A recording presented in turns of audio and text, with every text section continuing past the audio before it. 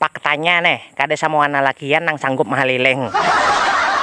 Hanya orang-orang nang bermodal tekad dan mental nang kuat nang sanggup senakai.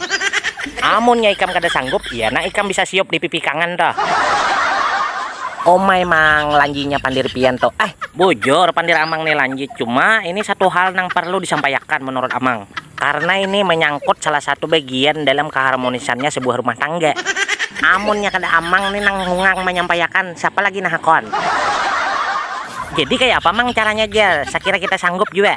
Ada caranya, cuma ikam perlu bermodal.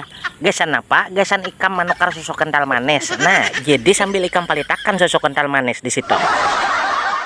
Oh my mang, kada masuk di akal lalu pandir pian tuh mangai. Logikanya kayak ini nangai. Biarpun kayu jebok, amunnya kita paliti susu jadi nyaman. Apalagi nginto kita paliti susu, ikam nyaman, bini sanang.